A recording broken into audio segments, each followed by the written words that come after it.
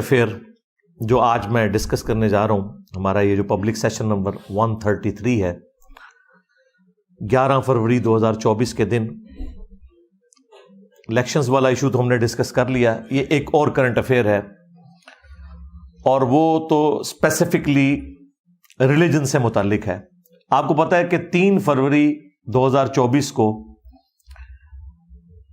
ہماری ایک عدالت سے فیصلہ آیا خان صاحب کی عدت میں نکاح کرنے کے حوالے سے، مبینہ جو بیان کیا جاتا ہے، اس کے حوالے سے مختلف لوگوں نے مختلف آراء بیان کی، صحافیوں نے بھی اور علماء نے بھی اپنے اپنے انداز میں بیان کیا. جہاں تک علماء کا تعلق ہے تو ان کا تو آلموسٹ کنسنسس ہے کہ یہ جو فیصلہ آیا ہے یہ شرعی طور پر درست فیصلہ نہیں ہے. اس میں چند ایک لوگوں نے کوئی 2-4 دلائل بھی ذکر کیے ہیں، لیکن میں چاہ رہا ہوں کہ اس کو نٹی گریٹیز تک چیزوں کو ڈسکس کروں دلائل کے ساتھ، قرآن و سنت کے، تاکہ پورا مقدمہ عام آدمی کو سمجھ آ سکے. اور اس حوالے سے جن لوگوں نے کورٹ رپورٹنگ کی ہے اس عدت والے کیس کی، میں نے ان صحافیوں سے جو پاکستان لیول کے بڑے صحافی ہیں ان سے فون کے اوپر تفصیل کے ساتھ ڈسکشن کی، تاکہ مجھے ان کا اوپینین بھی پتہ چل جائے. اس کے بعد جو آلموسٹ 50 صفحوں کا فیصلہ ہے وہ بھی میں نے PDF منگوا لیا تھا، اسے بھی میں نے پڑھا. انتہائی شرمناک قسم کے الفاظ بھی اس میں موجود ہیں. میں تو کسی کو مشورہ نہیں دوں گا کہ وہ فیصلہ پڑھے.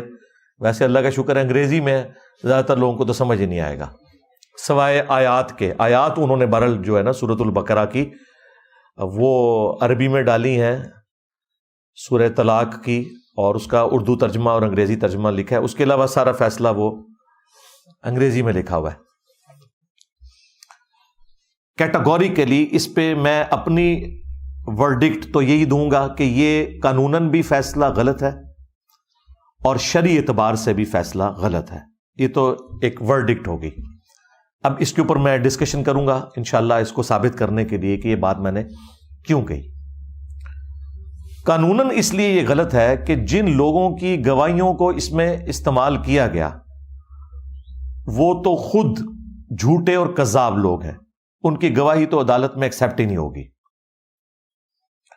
ان میں top of list Bushra Bibi کے جو ایکس ہسبینڈ ہیں خاور مانیکا صاحب، ان کے جھوٹ کا پلندہ شاہزیب خانزادہ نے جس طریقے سے کھولا. وہ جو 1 گھنٹے کا پروگرام ہے اس کے شروع کے 20-25 منٹ میں چونکہ بہت پرسنل باتیں ہو رہی تھی، اس کی وجہ سے بعض لوگ ناراض ہوئے کہ جی شاہزیب اس طرح کی گفتگو کیوں کر رہا ہے. اس کے پوائنٹ آف ویو سے دیکھیں تو وہ کرنی ضروری تھی تاکہ اس کا موقع بھی سامنے آئے. لیکن جو آخری اس کے 35 منٹ ہیں اس میں شاہزیب نے اس کی پرانی ویڈیوز چلا کے اس کی مٹی پلیت کی ہے کہ تو جھوٹا انسان.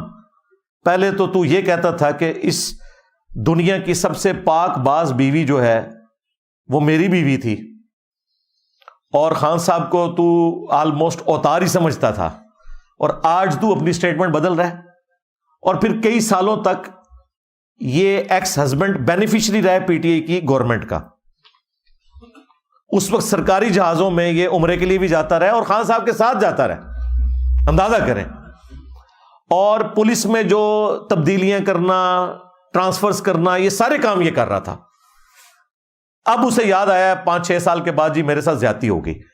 بھائی اگر یہ آپ ماننا شروع کر دیں گے تو دنیا میں تو کئی خامند اپنی عورتوں سے بدلہ اتارنے کے لیے ان کی شادیوں کے 3-3 4-4 سال کے بعد آ کے مقدمات کرنا شروع کر دیں گے. اس میں ایک قانوناً پہلو ہے جو ویک ہے خان صاحب کے اینڈ کے اوپر، میں اسے بھی ڈسکس کروں گا. لیکن فی الوقت میں اس کو ڈسکس کر رہا ہوں کہ یہ بالکل جھوٹا انسان ہے جس کی گواہی کی بنیاد کے اوپر یہ فیصلہ کیا گیا.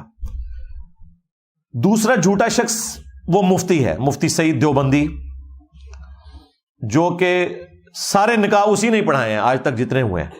اب شاید آئندہ ہونے والا نکاح تو وہ نہ پڑھا سکے، لیکن ابھی تک جتنے ہوئے ہیں اسی نے پڑھائے ہیں. اور وہ تو پی ٹی آئی کا بینیفیشری ہے.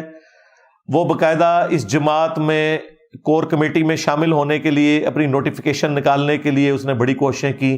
وہ آپ کو پتا ہے آڈیو کال بھی، ایک گفتگو بھی لیک ہوئی تھی نعیم الحق صاحب کی اور ایک اور خاتون صحافی تھیں، اور ان کا نام بھی بشرا ہی ہے، جن کا انٹرویو کیا ہے عمر چیمہ نے بعد میں، اور اس میں مفتی سعید صاحب بھی بیٹھے ہوئے ہیں اور اس وقت یہ چیزیں ساری ڈسکس کر رہے ہیں۔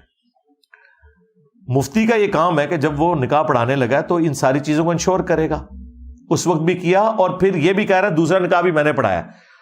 تو مجھے نہیں سمجھ آ رہی کہ مفتی کو اور ایکس ہسبینڈ کو سزا کیوں نہیں ہو رہی، اس دیوس کو، اس کے لیے دیوس کی ٹرم استعمال ہوتی ہے، بغیرت قسم کا جو مرد ہوتا ہے نا، اسے دیوس کہا گیا، اس دیوس کو بھی سزا نہیں ہو رہی، اور اس کذاب مفتی کو بھی جو دنیاوی عہدے کی لالچ میں اس قسم کی گواہیاں دے رہا ہے، اسے سزا نہیں ہو رہی ہے۔ اگر قانون کو ہی فالو کرنا تھا تو انہیں بھی بیچ میں لایا جاتا۔ یہ کون سا قانون آپ نے فالو کیا؟ اب آ جائیں جو کمزوری ان کے اینڈ پہ ہوئی، وہ کمزوری ہے کہ جو ریٹن میں طلاق والا معاملہ ہے نا، وہ ہوا ہے 14 نومبر 2017 کو، لیکن جو ایکچوئل طلاق تھی جو ریٹن میں نہیں تھی، اور شرعی اعتبار سے ریٹن میں ہونا کوئی ضروری نہیں ہے، ہاں اعلانیہ ہونا ضروری ہے، ریٹن میں ہونا ضروری نہیں ہے۔ وہ جو طلاق تھی وہ اپریل 2017 میں ہو چکی تھی، کیونکہ ندیم ملک صاحب کے پروگرام میں جو بشرا بی بی نے اپنا انٹرویو دیا وہ ایک ہی دیا تھا، اس وقت ندیم ملک صاحب ہم ٹی وی کے اوپر تھے اور ایک سلجھے ہوئے صحافی ہیں، اس وقت تو خیر پی ٹی اے کو بڑے اچھے لگتے تھے، بعد میں جب انہوں نے بیلنس گفتگو شروع کی تو وہ برے لگنا شروع ہو گئے، میرے نزدیک تو وہ ایک اچھے صحافی ہیں، کریڈیبل صحافی ہیں۔ تو ندیم ملک صاحب کو بشرا بی بی نے کہا کہ آپ واحد ہیں جنہوں نے میری عزت کے اوپر حملہ نہیں کیا، آپ نے بڑی ڈیسنٹ گفتگو کی، لہٰذا میں نے پورے میڈیا میں آپ کو سلیکٹ کیا ہے کہ میں آپ کو انٹرویو دوں، جس میں انہوں نے سفید کلر کا برقع پہنا ہوا ہے۔ اس میں انہوں نے بتایا کہ جی میرے جو ایکس ہسبینڈ ہیں وہ ایک مذہبی خاندان سے تعلق رکھتے ہیں، تو میں نے سنت کے مطابق جو قرآن میں بھی آیا ہے کہ جو عورت ہے وہ عدت سورہ طلاق میں بھی اور سورہ البقرہ میں بھی وہ خامند کے گھر میں ہی پوری کرے گی، تو میں وہاں سے پورا کر کے نکلی ہوں عدت۔ تو اس وقت لیکن یہ سارا معاملہ تھا زبانی کلامی۔ دوسری طرف قانون آپ کو پتہ ہے اندھا ہوتا ہے، قانوناً تو ریٹن میں جو طلاق ہوئی وہ ہوئی 14 نومبر کو، اور جو ریٹن میں نکاح رجسٹرڈ ہوا ہے نا مفتی صاحب کے رجسٹر کے اوپر، اس کے اوپر پتہ کیا ڈیٹ لکھی ہوئی ہے؟ 1 جنوری 2018۔ اب 1 جنوری 2018 کو تو بمشکل 47 ڈیز بنتے ہیں، 47 ڈیز کے بعد نکاح ہو گیا۔ اگر وہ قرآن پاک والی عدت لے کے چلتے تو ان کی ایج جو ہے نا بشرا بی بی کی نکاح کے وقت 46 ایئرز ہے، کیونکہ ان کی جو شناختی کارڈ بھی پبلک میں آ چکا ہے، اس میں نے جو ڈیٹ پڑھی ہے وہ 12 مارچ 1971 کی پیدائش ہے۔ ویسے گوگل میں تو 74 آ رہی ہے، لیکن جو اوریجنل شناختی کارڈ ہے جو صحافیوں کے پاس بھی تھا، جو ڈسپلے بھی کروایا، اس میں 71 ہے۔ تو 46 ایئرز کی ایج میں جو ہے وہ عورت کے مخصوص ایام والا معاملہ ختم ہونا شروع ہو جاتا ہے، اور آلموسٹ 50 تک ہو جاتا ہے، بعض کا 46-7 میں ہی ہو جاتا ہے۔ اس کیس میں جو لکھا ہوا ہے کہ جی ان کا وہ مخصوص ایام والا معاملہ ابھی ختم نہیں ہوا تھا۔ میں کوڈ ورڈز میں گفتگو کر رہا ہوں، اس کی وجہ یہ ہے کہ ہماری سسٹرز نے بھی دیکھنا ہے، بچوں نے بھی دیکھنا ہے، تو میں وہ اس طرح کے الفاظ استعمال خود نہیں کروں گا، کیونکہ میں نے بات بھی سمجھانی ہے، آپ کو پہنچانی ہے۔ بہرحال وہ عمر چیمہ کی جو رپورٹ تھی نا وہ صحیح نکلی، لہذا سب سے پہلے تو پی ٹی آئی کے آفیشل جو سوشل میڈیا کے انچارج ہیں یا خود خان صاحب ہیں، سب لوگوں کو عمر چیمہ سے تو پہلے معافی مانگنی چاہیے، جیو سے بھی معافی مانگنی چاہیے۔ جب جیو نے یہ خبر بریک کی تھی، انہوں نے کہا جھوٹ بول رہے ہیں، ابھی تو صرف رشتے کا پیغام بھیجا ہے ہم نے، اور پھر انہوں نے ایک 18 فروری کو سرمنی ارینج کی، اور اس کو انہوں نے کہا جی آج نکاح ہوا ہے۔ لیکن حیران کن بات بتاؤں، عدالت میں جا کے انہوں نے کہا جی 18 کو نکاح نہیں ہوا، نکاح ہمارا 1 جنوری کو ہی ہوا تھا۔ اب دیکھیں نا، آج کے دور میں تو 2 نمبریاں پکڑی جاتی ہیں، تو پھر عمر چیمہ سے معافی مانگے۔ اچھا 18 کو کیوں کیا تھا انہوں نے؟ اس لیے کہ انہوں نے مفتی سعید صاحب سے کہا کہ جی وہ عدت کے اندر ہو گیا تھا نکاح۔ تو اب عدت چکے پوری ہو چکی ہے، 3 مہینے پورے گزر چکے ہیں 14 فروری کو، تو اب 18 فروری کو ہم یہ نکاح کروا رہے ہیں۔ اس وقت یہ سٹیٹمنٹ تھی بقول مفتی سعید صاحب کے، لیکن اس سٹیٹمنٹ سے اب یہ لوگ پھر رہے ہیں، یعنی دونوں طرف کوئی، یعنی سٹیٹمنٹس بھی ایک جیسی نہیں ہے کہ جس کی بنیاد کے اوپر کوئی فیصلہ اس حوالے سے کیا جا سکے۔ الٹیمیٹلی اب انہوں نے کہا کہ بھئی اگر ہم 1 جنوری 2018 کو نکاح رجسٹرڈ کروا رہے ہیں تو اگرچہ یہ آلموسٹ 47 ڈیز بنتے ہیں، 14 نومبر سے کیلکولیٹ کریں، سپریم کورٹ کا ایک فیصلہ پرانا موجود ہے کہ 39 ڈیز کی بھی عدت ہو سکتی ہے ایکسٹرا آرڈنری کیس میں اس عورت کے لیے جس کے مخصوص ایام 3 دن کے آتے ہوں اور پھر 15 دن بعد دوبارہ پاک ہو جائے۔ اب یہ کوئی کروڑوں میں ایک کوئی ایسی عورت ہوگی جس کے ساتھ ایسے ہوتا ہو، ادروائز ایسا عموماً نہیں ہوتا۔ انہوں نے اس سپریم کورٹ کے کیس کی پلی لی اور انہوں نے کہا کہ اگر آپ ریٹن طلاق کو لے کے چلنا ہے نا 14 نومبر والی، تو انہوں نے عدالت سے یہ کہا، یعنی خان صاحب نے اور ان کی وائف نے، تو تب بھی ہم 39 دن والا معاملہ ہمارا سپریم کورٹ کے اعتبار سے قانوناً ہم درست ہے، ہم اس کی پلی لیں گے، چونکہ عدالت کی لڑائی لڑنے کے لیے آپ کو پھر اسی قسم کے سہارے لینے پڑتے ہیں، کیونکہ عدالت تو زبانی کلامی باتوں کو نہیں مانتی۔ انہوں نے کہا شرعی طور پہ تو طلاق تھی اپریل کی، چلیں اگر آپ نے ریٹن میں بھی عدالت نے لے کے چلنا ہے نا تو یہ 39 دن سے زیادہ ہی بنتے ہیں، حالانکہ شرعی اعتبار سے یہ ان کا کلیم بھی غلط تھا، وہ تو ایک ایکسٹرا آرڈنری کیس میں ہے۔ میرے اعتبار سے عورت اگر یہ کہہ رہی ہے کہ اپریل میں میری طلاق ہو گئی تھی، بعد میں اس کو کاغذی کارروائی کرنے کے لیے 14 نومبر میں ریٹن میں کیا گیا، تو شرعی طور پہ عورت کی گواہی کو ہی درست ماننا چاہیے، قرآن بھی اسی کو سپورٹ کرتا ہے۔ ہاں قانوناً جو سکم رہ گیا اس کے اوپر چلیں، کوئی اگر تعزیراً کوئی معاملہ کرنا ہے وہ ایک الگ بات ہے، لیکن یہ اتنی بڑی سزا سنانا 7 سال کے لیے، اور شکر ہے ابھی تو انہوں نے اس کو بدکاری سے تعبیر نہیں کیا، وہ یہ بھی کر سکتے تھے کہ یہ بدکاری کی ہے کہ جی انہوں نے عدت کے اندر نکاح کیا ہے، انہوں نے کہا چلیں ہم اس نکاح کو ختم کر دیتے ہیں اور 5 لاکھ روپے جرمانہ اور 7 سال کی قید دونوں کو دی جائے، اور پلی یہ لی کہ انہوں نے ایک غیر قانونی ایکٹیویٹی کو انڈورس کیا ہے جو نہیں ہو سکتی تھی 1 جنوری 2018 کو، وہ انہوں نے غیر قانونی ایکٹیویٹی کی جو نکاح نہیں ہو سکتا تھا، اس کی سزا ملے گی۔ تعزیراً سزا بن سکتی ہے اگر یہ چیز اسٹیبلش ہو جائے، لیکن اتنی بڑی نہیں، یہ ذہن میں رکھیے گا۔ وہ بخاری اور مسلم دونوں میں حدیث ہے، نبی علیہ السلام نے فرمایا کہ جن معاملات میں اللہ تعالیٰ نے کوئی حد مقرر نہیں فرمائی، جس طرح یہ کیس ہے کہ اگر کوئی عدت کے اندر نکاح کر لے، وہ سورۃ البقرہ میں واضح ہے کہ عدت کے اندر نکاح کرنا حرام ہے، یہ اللہ کی حد کو توڑنا ہے، لیکن سزا نہیں آئی، کیا ہے سزا؟ اب تعزیراً دی جا سکتی ہے، حدود اللہ والا معاملہ تو کوئی نہیں۔ حدود اللہ وہ ہیں جہاں اللہ تعالیٰ نے سزائیں بتائی ہیں، جس طرح چور کے ہاتھ کاٹے جائیں گے سورۃ المائدہ میں آیا، اسی طریقے سے غیر شادی شدہ جو زانی ہے اس کی سزا سورۃ النور میں 100 کوڑے آئی۔ جہاں اللہ تعالیٰ نے کوئی سزائیں مقرر نہیں کی ہوئی ہیں وہاں پہ تعزیر ہوتی ہے اور وہ قاضی کرتا ہے، گیون سرکمسٹانسز میں جو وہ سزا دے سکتا ہے وہ دے گا۔ اس کے لیے بھی بخاری مسلم میں نبی علیہ السلام نے فرمایا کہ تعزیراً 10 کوڑوں سے زیادہ کی سزا نہیں دی جا سکتی۔ یہاں تو آپ 7 سال ایک بندے کی زندگی کے چھین رہے اور اوپر 5 لاکھ روپے جرمانہ، اور جرمانہ نہ ادا کرنے کی صورت میں اتنے مہینے مزید قید، تو یہ سزا بھی شرعی طور پہ درست نہیں ہے۔ اب آ جائیں اس طرف جو شریعت کے پوائنٹ آف ویو سے میں نے بیان کیا تھا کہ اس کے اوپر اجماع امت ہے کہ نمبر 1 عدت کے اندر نکاح نہیں ہو سکتا، اس کے اوپر اجماع امت ہے۔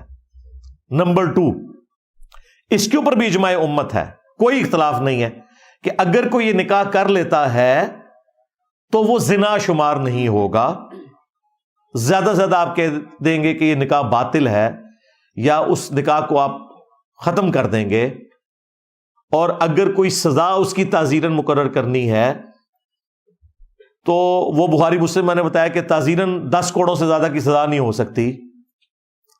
یہ 2 پوائنٹس ہو گئے، اور تیسرا پوائنٹ اس حوالے سے یہ ہے کہ عورت کی گواہی حرف آخر مانی جائے گی، عدت کے اعتبار سے.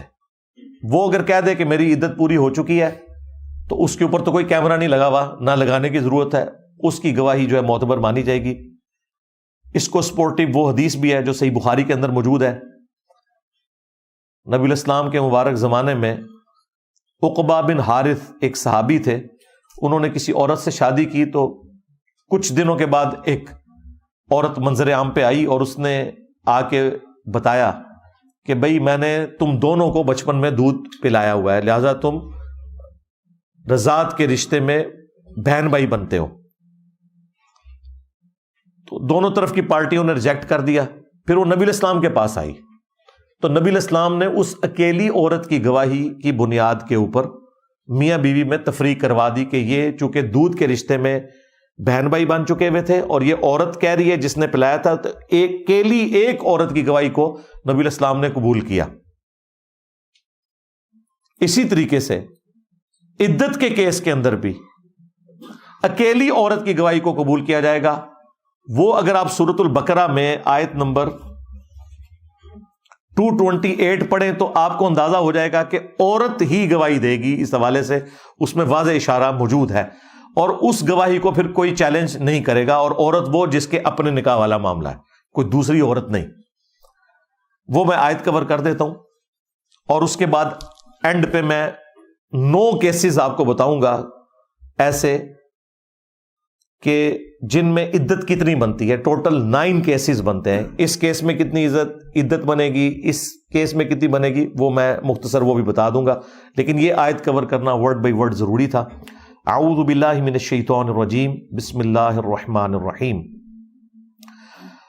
والمطلقات یتربصن بانفسہن, اور طلاق یافتہ عورتوں کے لیے اللہ تعالیٰ کی طرف سے یہ لازم قرار دیا گیا ہے کہ وہ اپنے آپ کو روک کر رکھیں گی نیکسٹ نکاح کی طرف جانے سے. ثلاثۃ قروء, 3 دفعہ مخصوص ایام سے پاک ہونے تک. یہ میں کوڈ ورڈز میں گفتگو کر رہا ہوں, ظاہر ہے کہ سسٹرز نے بھی دیکھنا ہے اور ینگ بچے بھی دیکھتے ہیں, اس لیے میں وہ الفاظ استعمال کروں جو عام فہم ہو. وَلَا يَحِلُّ لَهُنَّ أَن يَكْتُمْنَ مَا خَلَقَ اللَّهُ فِي أَرْحَامِهِنَّ, اور حلال نہیں ہے ان عورتوں کے لیے کہ وہ چھپائیں جو اللہ نے ان کے یوٹرس کے اندر, رحم کے اندر پیدا کر دیا. یعنی اگر ان کے پیٹ میں اللہ تعالیٰ نے کوئی ان کو اولاد دی ہے اور ظاہر ہے کہ یہ ان کو پتا ہے تو اس کو نہ چھپائیں. ظاہر ہے اس زمانے میں الٹرا ساؤنڈ تو نہیں ہوتی تھی یا اس طرح کے باقی ٹیسٹ تو نہیں ہوتے تھے, بالکل انیشیل سٹیج کے اوپر تو عورت کو ہی اندازہ ہوتا ہے اس حوالے سے. تو اللہ تعالیٰ نے کہا ہے کہ اس طرح کا معاملہ نہ ہو. یعنی یہ جو عدت ہم بیان کر رہے ہیں نا, 3 دفعہ مخصوص ایام سے پاک ہونا, یہ اس عورت کے لیے ہے جو پریگنٹ نہ ہو. اگر پریگنٹ ہے پھر عدت ڈیفرنٹ ہوگی, اس لیے اس کو ساتھ ذکر کیا جا رہا ہے. ان کننا یؤمنن باللہ والیوم الآخر, اگر وہ ایمان رکھتی ہیں نا اللہ پر اور آخرت کے دن کی جواب دہی کے اوپر, تو پھر انہیں اللہ سے ڈرتے ہوئے یہ حرکت نہیں کرنی چاہیے. انہیں بتا دینا چاہیے کہ بھائی اس طریقے سے میں اب پریگننٹ ہوں. تو ظاہر ہے جب پریگننٹ ہے تو جب تک وضع حمل نہیں ہوگا, ڈلیوری نہیں ہوگی, اس کی عدت اس حوالے سے چلتی رہے گی. وہ انشاءاللہ 9 کیسز میں آپ کو بعد میں بتا دیتا ہوں, ان میں ایک یہ بھی ہے. اب بڑی امپورٹنٹ بات آ رہی ہے جس میں غامدی صاحب نے جو ایک نیا کانسیپٹ دیا نا, اس کا رد ہو رہا ہے.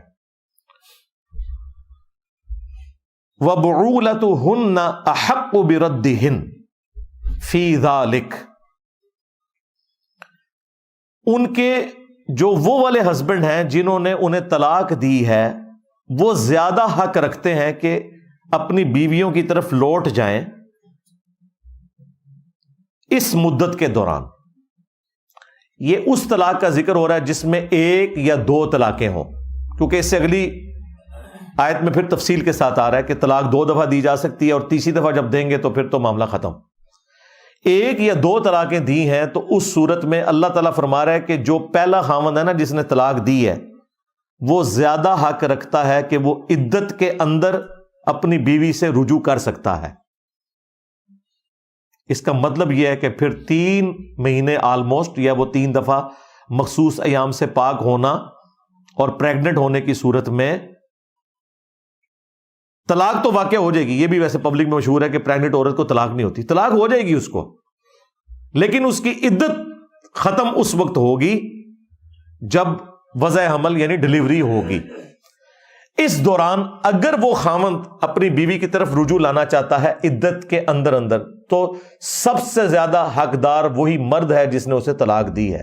لیکن 3 طلاقیں نہیں, 1 یا 2, 3 کے بعد تو وہ نہیں رکھ سکتا.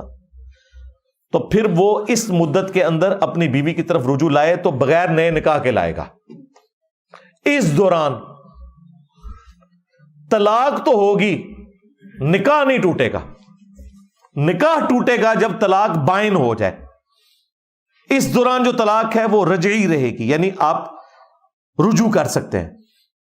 جیسے ہی وہ عدت پوری ہو جائے تو طلاق رجعی جو ہے وہ طلاق بائن میں کنورٹ ہو جاتی ہے. اس کے بعد پھر اس عورت کی بھی مرضی دیکھی جائے گی کہ وہ اپنے ایکس ہسبینڈ کے ساتھ دوبارہ نکاح کرنا چاہتی ہے کہ نہیں. پھر حق بیر بھی نیا ہوگا.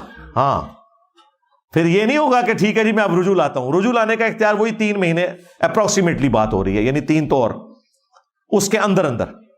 اس کے بعد اس بیوی کی مرضی. اور یہ بھی اس کیس میں اگر 1 یا 2 طلاقیں ہوئی ہیں. اگر 3 طلاقیں ہوئی ہیں تو پھر جا کے اہل حدیثوں سے فتویٰ نہیں لینا بھائی. ہاں, اور نہ حنفیوں سے حلالہ کرانا ہے نہ اہل حدیثوں سے حرامہ کروانا ہے. دونوں ہی حرام ہے. حلالہ اس طریقے سے زبردستی والا یہ بھی حرام ہے, اور وہ حرامہ کے 3 دے کے پھر وہ کہتے ہیں نہیں 1 ہوگی وہ بھی حرام ہے. یہ الگ سے ایک ٹاپک ہے. البتہ اس عدت کے دوران وہ خامن زیادہ حقدار ہے. اب مجھے بتائیں, غامدی صاحب نے جو یہ ایک نئی پخ چھوڑی کہ چونکہ الٹرا ساؤنڈ کے ذریعے یہ پتہ چل جاتا ہے کہ عورت پریگننٹ نہیں ہے, تو وہ یہ کہتے ہیں کہ اب اسے عدت پوری کرنا کوئی ضروری نہیں ہے, ٹھیک ہے وہ نیا نکاح کر لے.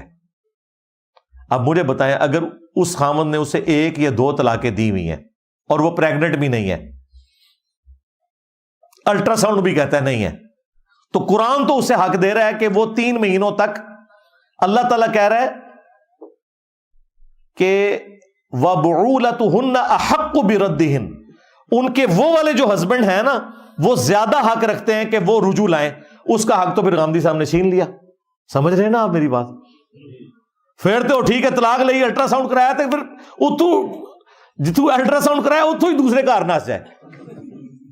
جبکہ قرآن تو کہہ رہا ہے نہیں, 3 مہینے کے اندر وہ خامند یہ حق رکھتا ہے کہ وہ اس عورت کے ساتھ شادی کرے. اب وہ الٹرا ساؤنڈ کی رپورٹ لے کے جا کے تو کہیں جا کے دوسری جگہ شادی کر لے, وہ حق آپ ختم نہیں کر سکتے. لہذا یہ یاد رکھیے گا, جو شعائر اسلام ہے ان کو آپ نہیں بدل سکتے. مثلا اذان دینا نماز کے لیے مسجد میں, یہ شعائر اسلام ہے. اگرچہ ہم گھڑی کو دیکھ کے مسجد میں جاتے ہیں, لیکن دنیا کا کوئی مفتی, کوئی بزرگ, کوئی بابا, ایون کوئی صحابی بھی ہو, دین کے اس حکم کو نہیں بدل سکتا کہ آپ اذان کی ضرورت ہی کوئی نہیں ہے, ٹھیک ہے گھڑی دیکھو اور مسجد میں جاؤ. اگرچہ پریکٹیکلی یورپ امریکہ میں تو بالکل ضرورت باقی نہیں رہی ہے. یہاں پہ بھی اذانوں کی آواز کدھر آتی ہے؟ آ بھی جائے تو ہم ان اذانوں کو تو نہیں فالو کر رہے ہوتے.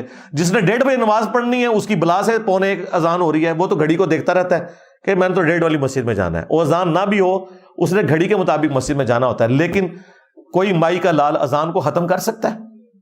کیونکہ شعائر اسلام ہے.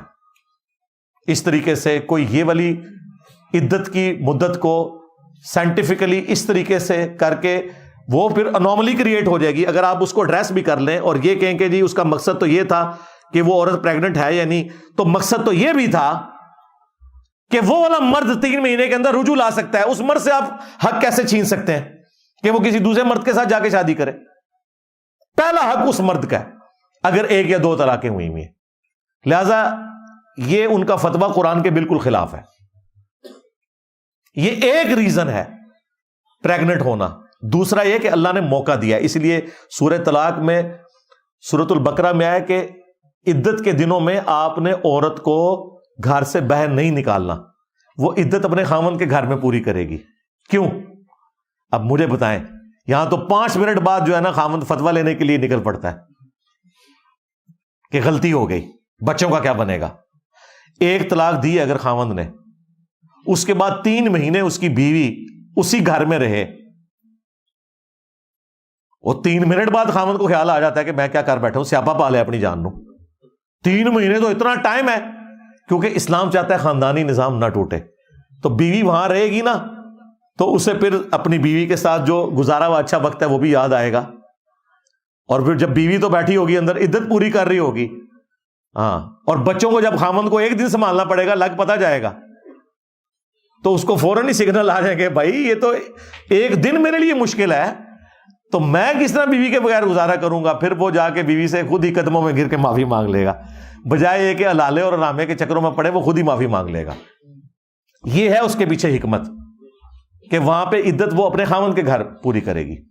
اور اگر 3 طلاقیں ہو چکی ہیں جو اکٹھی دینا حرام ہے، لیکن اگر دے کوئی اسٹیبلش ہو جاتی ہیں، اس صورت میں بھی خامند نہیں اسے نکالے گا۔ کیوں؟ اس کے ماں باپ کہاں پہ رہتے ہیں، بہن بھائی کہاں پہ ہیں؟ اگلے زمانوں میں تو دوسرے شہر میں جانا ایک ایشو تھا، یہ والی ٹرانسپورٹ تو نہیں تھی، تو کہا گیا کہ ہر صورت میں بھلے 3 طلاقیں بھی اگر کسی نے دے دی ہیں تب بھی وہ خامند کے گھر میں اپنی عدت کو پورا کرے، تاکہ اس کے ماں باپ تک اطلاع پہنچے، اور وہ اگر اس دوران وہ لے کے جانا چاہتے ہیں تو ٹھیک ہے، وہ رائٹ ہے، وہ لے کے جا سکتے ہیں۔ ادروائز خامند اتنے عرصے کھانا پینا خرچہ بھی اس کو دے گا، اگرچہ 3 طلاقیں بھی دے چکا ہوا ہے۔ ویسے تو اسلام میں طلاق ایک ہی دینی چاہیے، اس کے بعد عورت کی مرضی، 3 مہینے بعد چاہے آپ سے شادی کرے چاہے کسی اور سے، کم از کم وہ دروازہ تو کھلا رہے نا، حلالہ یا حرامہ نہ کروانا پڑے، پھر آپ ٹھیک ہے اسی اور سے شادی کر سکتے ہیں۔ جو یہ ٹھا 3 طلاقیں مارتے ہیں اور بیوی کو مار کے رکھ دیتے ہیں، بیوی کو کیا مارتے ہیں، اپنے آپ کو ہی مار لیتے ہیں۔ ذلت تو خامند کو بھی کاٹنی پڑتی ہے، بلکہ زیادہ کاٹنی پڑتی ہے۔ اس لیے میں شادی شدہ لوگوں سے کہتا ہوں کہ بھائی دروازہ توڑ لو، کھڑکی توڑ لو، اپنا سر پھاڑ لو، بیوی کا نہیں اپنا، لیکن طلاق کا لفظ نہ اپنی زبان پہ لاؤ، پوری زندگی پچھتاؤ گے۔ اگر اس عورت کی زندگی برباد ہوتی ہے نا تو اس مرد کا بھی کچھ نہیں بچتا۔ اسی لیے ابو داؤد میں حدیث ہے، اللہ تعالیٰ کو حلال چیزوں میں سب سے زیادہ ناپسندیدہ طلاق ہے۔ حلال اللہ نے اس لیے رکھی ہے کہ بعض اوقات جینون ضرورت پڑ جاتی ہے، خامن مارتا بہت زیادہ ہے تو بیوی پھر ظاہر ہے جان بچانا تو فرض ہے، اسے خدشہ ہے کہ مجھے قتل ہی نہ کر دے۔ اسی طریقے سے کسی کی عورت بہت زیادہ بدکاری کے اوپر تلی ہوئی ہے تو ظاہر ہے کون سا خامند اس کو برداشت کرے گا، پھر اولاد بھی برباد ہو جاتی ہے، ایکسٹریم کنڈیشن میں ہو سکتا ہے۔ اس لیے اللہ تعالیٰ نے وہ راستہ کھلا رکھا ہے، لیکن کہا حلال چیزوں میں ناپسندیدہ ہے۔ اللہ کو پسند یہ نہیں کہ کوئی طلاق تک نوبت جائے، یہ ذہن میں رکھیے گا۔ حتیٰ کہ صحیح مسلم میں حدیث ہے کہ شیطان کا تخت پانیوں پہ لگا ہوا ہے، شام کے وقت سارے کے سارے اس کے چیلے آ کے رپورٹ کرتے ہیں، اور وہ آ کے بتاتے ہیں حضرت آج ہم نے یہ کروایا، کسی سے چوری کروائی، کسی سے بدکاری کروائی، تو شیطان اس کو نارمل لیتا ہے۔ ایک اس کا چیلا آ کے یہ بتاتا ہے کہ میں نے آج میاں بیوی میں علیحدگی کروا دی ہے، لڑائی ڈروا دی۔ شیطان اتنا خوش ہوتا ہے کہ اسے گلے لگا لیتا ہے کہ پتر تو جڑا نا کام صحیح کیتا ہے، کیونکہ تو نے ایک کام کر کے کتنے زیادہ گناہوں کا دروازہ کھول دیا۔ بعض اوقات ایسی عورتیں پھر معاشرے کے لیے ناسور بن جاتی ہیں، اولاد ناسور بن جاتی ہے، مرد ناسور بن جاتے ہیں۔ اسی لیے اس چیز کو اسلام میں ناپسندیدہ قرار دیا گیا۔ صحیح مسلم میں حدیث ہے، نبی علیہ السلام نے فرمایا کوئی بھی مؤمن اپنی مؤمنہ بیوی سے بغض نہ رکھے، ہاں دل میں بھی برائی نہ رکھے۔ بخاری اور مسلم دونوں میں حدیث ہے، میں اپنے بعد سب سے بڑی آزمائش تمہارے لیے تمہاری عورتیں یعنی کہ بیویاں چھوڑ کے جا رہا ہوں۔ اچھا بیویوں کو حضور نے نہیں کہا کہ تمہارے خامن تمہارے لیے آزمائش چھوڑ کے جا رہا ہوں، حضور کو پتا تھا ڈومیننٹ مرد ہوتا ہے یہ زیادتی کرے گا، حضور نے مردوں کو ڈرایا کہ دیکھنا ان کے حق کا خیال رکھنا ہے۔ ہاں بخاری مسلم دونوں میں حدیث ہے، عورت کو اللہ نے ٹیڑھی پسلی سے مرد کی پیدا کیا ہے، اسے سیدھا کرنے کی کوشش نہ کرو، توڑ بیٹھو گے، اسے توڑنا، اسے طلاق دینا ہے، اس سے نفع حاصل کرو۔ صحیح مسلم میں حدیث ہے، دنیا متاع ہے، برتنے کی جگہ ہے، اور دنیا کا بہترین سرمایہ نیک بیوی ہے۔ یہ تو حقیقت بات ہے۔ اس لیے نبی علیہ السلام نے اس حوالے سے ترغیب دلائی، اور عورتوں کے حقوق کے معاملے میں تو نبی علیہ السلام بہت سینسٹیو تھے۔ بخاری مسلم میں حدیث ہے، ایک سفر میں قافلہ جا رہا تھا تو عورتوں کو بھی اونٹوں پہ بٹھایا جاتا تھا، ہودے جو ہوتے تھے وہ بڑی بڑی ڈولیاں، مرد زیادہ تر پیدل چلتے تھے. ظاہر ہے عورت کا پروٹوکول ہے، اسلام میں تو عورت کا پروٹوکول ہے بھائی، وہ گھر کی رانی ہے، اس کو پروٹوکول دیا جائے گا. ابھی بھی دیکھیں آپ یار، مرد بےچارے شام کے وقت اپنی بیویوں کو موٹر بائکس پہ پیچھے بٹھا کے اپنے ماں باپ کی برائیاں سننے کے لیے ساتھ بٹھا کے لے کے جا رہے ہوتے ہیں، ڈرائیونگ خود کر رہے ہوتے ہیں، دن کو معیشت کی مصیبت بھی اٹھاتے ہیں اور رات کو بیویوں کے تانے بھی سنتے ہیں، اور بیویاں بھی ظاہر تکلیف کاٹ رہی ہیں، اس میں کوئی شک نہیں ہے.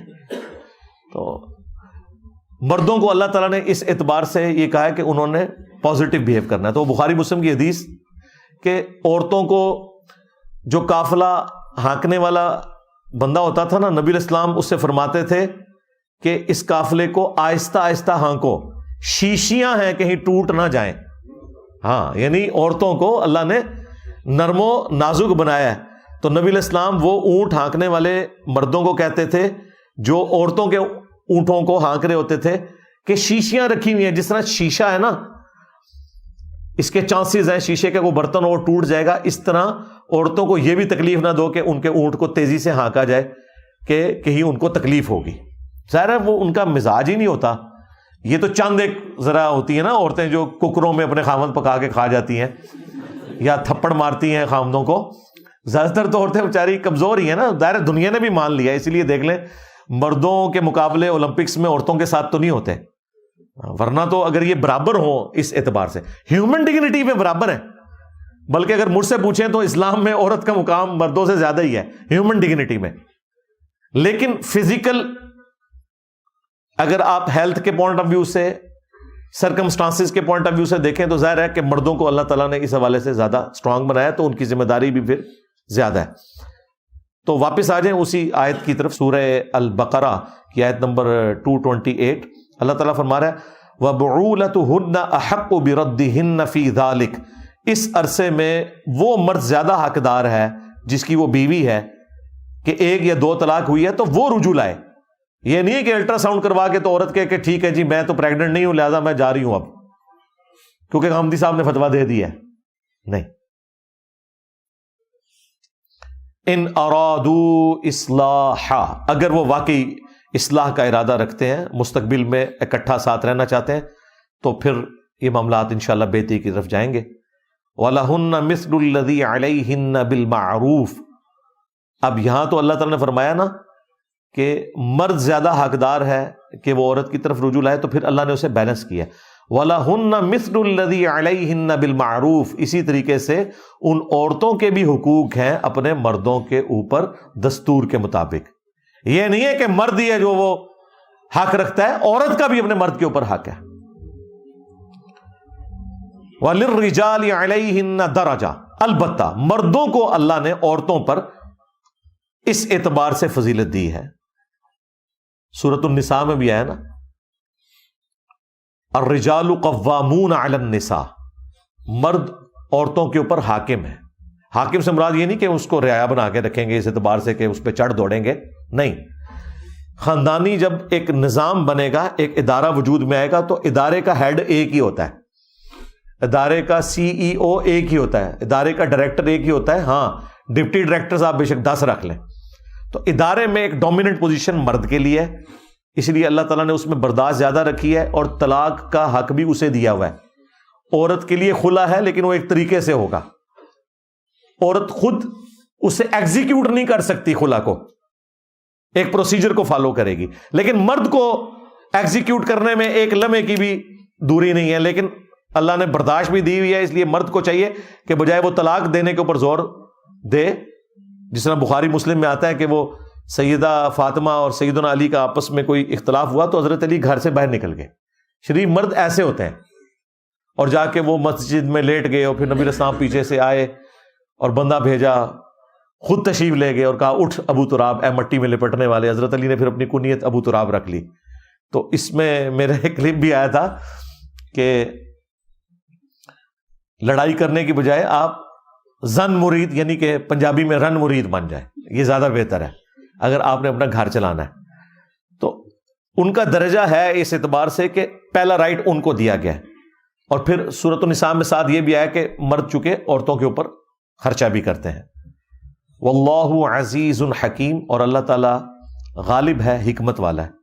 تو اللہ تعالیٰ کے سارے احکامات حکمت کے ساتھ ہے. تو یہ میں نے سورہ البقرہ کی آیت نمبر 228 کور کی، جس میں اللہ تعالیٰ نے واضح فرما دیا کہ جو شادی شدہ عورتیں ہیں ان کی عدت 3 دفعہ مخصوص ایام سے پاک ہونا ہے، اگر وہ پریگننٹ نہ ہو. اگر پریگننٹ ہوں گی پھر ڈیفرنٹ حکم ہوگا.